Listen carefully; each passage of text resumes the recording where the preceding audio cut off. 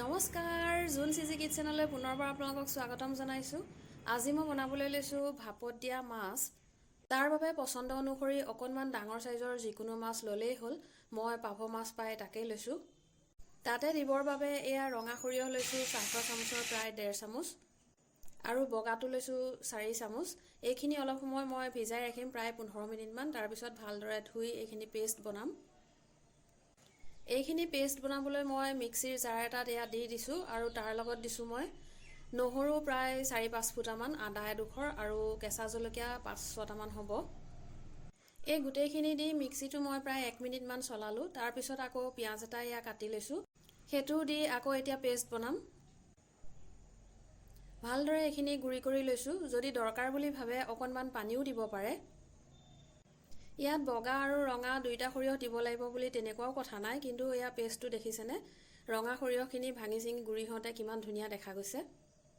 এতিয়া ইয়াত দিছোঁ মই হালধি গুড়ি চাহখোৱা চামুচৰ 1/2 চামুচ, জলকীয়া গুড়ি 1/2 চামুচ, কাশ্মীৰী জলকীয়া গুড়ি চাহখোৱা চামুচৰ 4ভাগৰ 1 চামুচ। ৰংটো বৰ ধুনীয়া হ'ব তেতিয়া। নৰসিংহৰ পাতো 8-10টামান মই ভালদৰে ধুই ইয়াতে দি দিছোঁ। ধনিয়া পাত অলপো ইয়াতে কাটি পেলাই মই দি দিছোঁ। আৰু ইয়াতে দিছোঁ মই এতিয়া এয়া সৰিয়হৰ তেল চাহখোৱা চামুচৰ প্ৰায় 2 চামুচৰ সমানেই দিছোঁ। কেঁচা তেল গোন্ধাব বুলি আপোনালোকে একেবাৰেই নাভাবিব, কিয়নো আমি সনা পিটিকাত তেল অকণমান দিওঁৱেই নহয়নে, আৰু গোন্ধটো বহুত ধুনীয়া হয়। ইয়াতো গোন্ধটো বহুত ভালেই লাগিব। আৰু এয়া একেবাৰে শেষত দিলোঁ নিমখ। এতিয়ালৈকে দিয়া সামগ্ৰীখিনিৰ পৰা কিবা এটা নিদিলেও যদি তৰকাৰীটো ভাল হ'ব পাৰে, কিন্তু নিমখটো নিদিলেতো একেবাৰেই নহ'ব নহয়নে। আৰু নিমখ সদায় নিজৰ আন্দাজমতেই দিব। ইয়াত এতিয়া পানী দি পেলাই মই খুব ভালদৰে এইখিনি মিক্স কৰি ল'ম। পানীৰ পৰিমাণটো নিজৰ হিচাপতেই দিব। যদি সৰিয়হখিনি বেছি ডাঠ লাগে তেতিয়াহ'লে পানী সেই হিচাপত দি পাতল কৰি ল'ব। খুব ধুনীয়া বেটাৰ এটা ৰেডি হৈ গৈছে। ইয়াত এতিয়া মই মাছখিনি দি দিম। মই মাছ ধুওঁতে সদায় অকণমান নিমখ ব্যৱহাৰ কৰোঁ। খুব ধুনীয়া বগা হয় আৰু বিজলুৱা ভাৱটো ইয়াৰ নাথাকে। আপোনালোকে দিয়ে নে নিদিয়ে মোক কমেণ্ট কৰি জনাব। মাছখিনি দি চামুচ এখনেৰে এইখিনি তললৈ হেঁচি দিছোঁ যাতে মছলাখিনি ইয়াত সোমাই যায়, মাছটো টুপ যায়।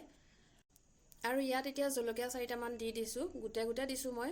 এনেকৈ দিলে সুবিধা হয় কি মানে যাক জ্বলাটো দৰকাৰ হয় সি পিছত ভাঙি খাব পাৰে। বিশেষকৈ সৰু ল'ৰা ছোৱালী বা বয়োজ্যেষ্ঠজনৰ বিষয়ে ভাবিয়েই এনেকুৱা কৰা হয়। মই পকা জলকীয়া দিছোঁ, কোনোবাই ভাবিলে কেঁচা জলকীয়াও দিব পাৰে, কিন্তু পকা জলকীয়াকেইটা দি দিয়াৰ লগালগ কিমান ধুনীয়া লাগিছে নহয়নে। এতিয়া গেছত হাই ফ্লেমত এটা কুকাৰ পাতি দিছোঁ আৰু ইয়াত মই প্ৰায় 1 লিটাৰমান পানী দিলোঁ। পানীখিনি এয়া গৰম হৈয়ে গৈছে।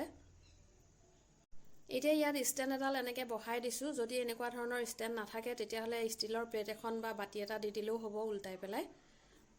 আৰু লাহেকৈ দাঙি ধৰি পেলাই মই বাতিটো ইয়াত বহাই দিছোঁ। যিসকলে কুকাৰত ভাত বনায় তেওঁলোকৰ বাবেতো আৰু ভাল। চাউলৰ ওপৰতে টিফিনটো বহাই দিব, খালি টিফিনটো টাইট ঢাকন দি বন্ধ কৰি দিব আৰু হুইচেল মৰাৰ পিছতে নমাই দিব। ভাতে তৰকাৰী আপোনাৰ ৰেডি হৈয়ে গ'ল।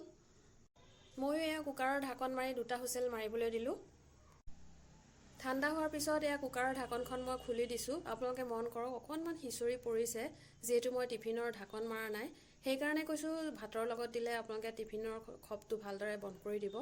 পিছত আকৌ এনেকুৱা হ'লে নক'ব যোন তুমি নক'লা। খুব টেষ্টি এটা ৰেচিপি হয়, আশা কৰিলোঁ আপোনালোকে বনাই খাব। ভিডিঅ'টো যদি চাই ভাল লাগে লাইক কৰিব, কমেণ্ট কৰিব, বন্ধুবৰ্গৰ মাজত বহুত শ্বেয়াৰ কৰিব। নতুন এটা ৰেচিপি লৈ পুনৰ আহি আছোঁ, তেতিয়ালৈকে ধন্যবাদ।